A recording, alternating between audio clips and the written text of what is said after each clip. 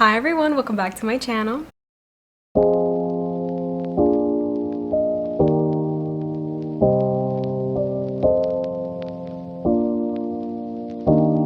I was about to go wash my hair, but then I just got this video idea inside of me that I'm like, I have to do this now. By the way, my name is Lorenzo and I'm so happy that you're here. I tend to create a lot of hair videos and a lot of skincare videos, but I'm also trying to get into the lifestyle and advice niche. So I was looking at my vision board and I was kind of thinking to myself, like, does this really align with the path that I want to take? Does this align with the goals that I currently have set in my mind right now?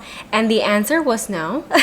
Sometimes I start the year thinking that I want something, and then when I have that one thing, I'm like, is this really what I fought so hard and long for? It really makes you reflect a lot on the things that you want. And as mentioned before, the things that I had listed on my vision board were no longer what I wanted. And not only was it that, but I just feel like I was also playing it small. So today's video is going to be about creating a vision board, what to add in them, and also how to optimize your vision board to create your dream life. Okay, so you know that quote that goes, you have to live it in your imagination first before you can make it happen in real life? That's exactly the same way that I feel about my vision board. I have to see it on paper or on a digital form, and I have to see it every single day. I have to see it come together before I'm able to bring that to fruition in real life. I've been creating vision boards since probably 2020, 2021. I feel like a lot of people often get mood boards and vision boards confused. I've been doing mood boards since high school. I used to do them in class with my favorite teacher ever, and she was the one that taught me how to do like mood boards and vision boards, how to put that together. And I feel like that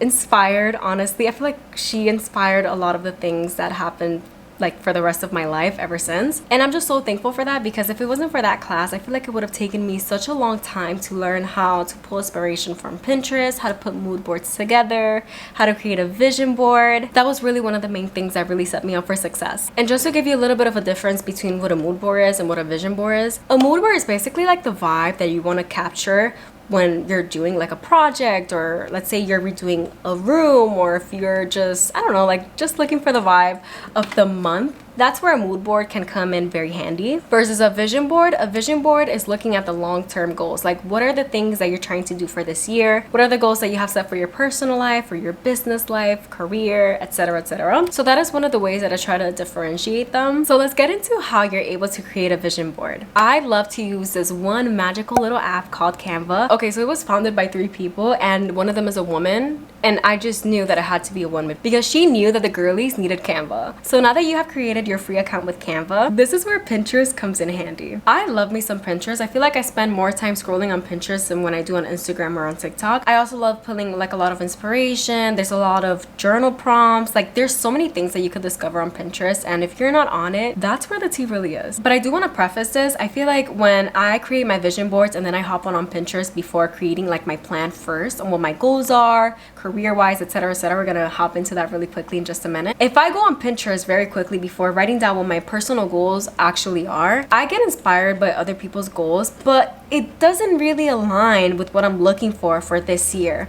Does that make sense? In other words, I feel like there's a lot of areas of your life that you need to journal on and meditate on just to make sure that you have a clear mind and a clear headspace on what it is that you're looking for that year. I feel like when you're trying to build a dream life, you have to throw out the word realistic out of the window. Being realistic doesn't exist. Not when we're trying to go to a place where we've never been before. But I just want you to pull inspiration from a place where you know you actually want that, and you don't want that just because somebody else has it. Had to clock that. So moving on, there's about 4 different categories that I love to write my inspirations and my goals from. Those goals being wellness, finances, career, and personal goals. I like to write about 2 to 3 things that I want to accomplish within that area. I also like to journal about it and meditate about it and really sit with myself and think like, okay, is this really what I want? Why do I want this? There has to be a why within why you want the things that you want to achieve. If you don't have your why clearly stated, you might get started on working for your goals, but it probably won't work out long term because you're gonna lose that motivation since you don't have your why. So yeah, always be very specific with your why and your goals and why you're doing and why you want the things that you want.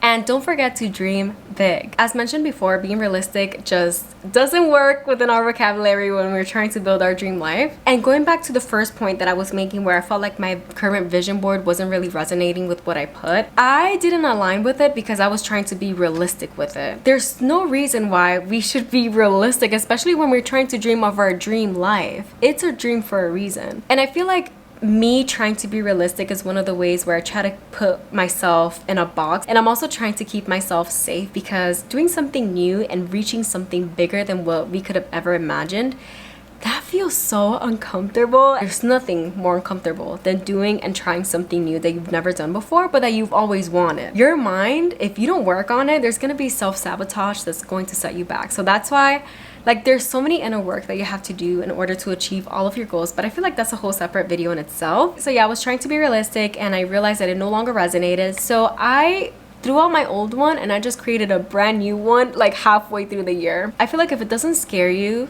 make it bigger. Even like money wise, I try to put in numbers and I'm like, okay, like what can I realistically make? Then I was watching a video and I saw this girl mentioning how if you're just putting a limit on that number, that's all you're ever gonna make, because your mind feels like it doesn't have the capacity to make more. So a tip that she gave was, think of your highest income month. Like, think of the largest number that you could ever think of. Let's say 10,000, right? Like 10,000 a month. So if you think that 10,000 a month is a lot, triple it by 4. Reaching for something higher that you thought was even larger than what you realistically put, that expands your mind, and it also makes you more comfortable with your inner well-being. As I've stated before, going to new places, achieving new things makes you feel very uncomfortable, and it will make you do things that will set you back, like self-sabotage, or make you feel like you don't deserve this, or make you feel like everyone hates you, or just judging yourself really hard. Those are all self-sabotaging things because you're trying to keep yourself comfortable. So practicing within your mind, like, oh, 10,000 is a lot, but like, what if I triple it by 4? Let me tell you something, it's only realistic until it's done. So let me rephrase all of my points just to make sure that we're all on the same page. Creating a vision board is amazing because you get to see all of your goals in one page, digitally or physically in paper. I personally like to do them digitally because I feel like it's easier for me to see it on an everyday basis versus a paper. And seeing your vision board every day will not only give you inspiration, but it would also make you feel like they're normal to achieve. Like, this is something that you're already working towards. This is something that you're already comfortable with. This is something that is part of who you are. It's almost like seeing the difference between someone that goes, oh yeah, like I'm not gonna smoke cigarettes anymore because I'm quitting, versus when there's another person that goes, oh yeah, like I'm not smoking right now because I no longer smoke. Do you see the feeling that those different situations brought? I want you to sit in those feelings when you look at your vision board. I literally took a picture of myself just like this and I put it on my vision board of just me creating content. Before, I used to say, oh yeah, like I'm trying to achieve like content creation, like I want to be a content creator, blah blah blah.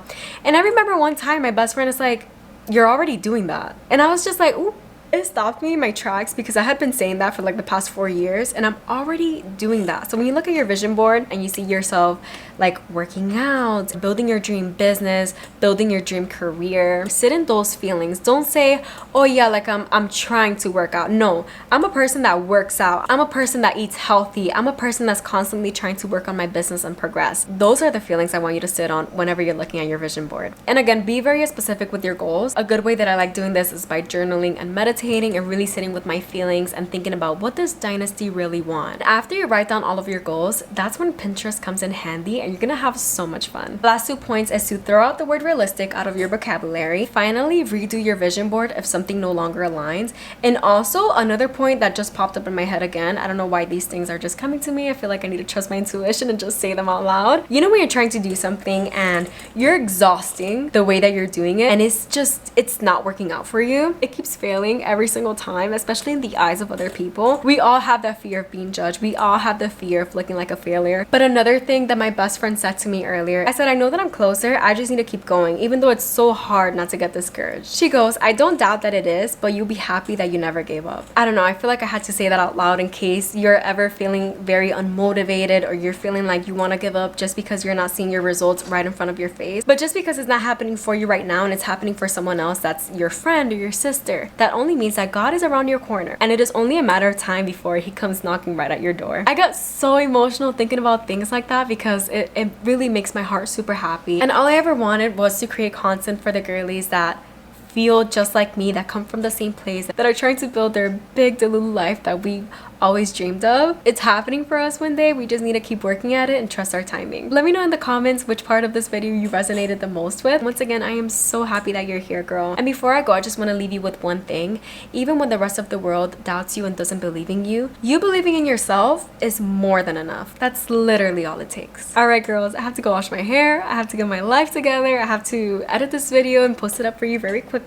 I appreciate you so much and I'll see you guys in my next video. Mwah. Bye.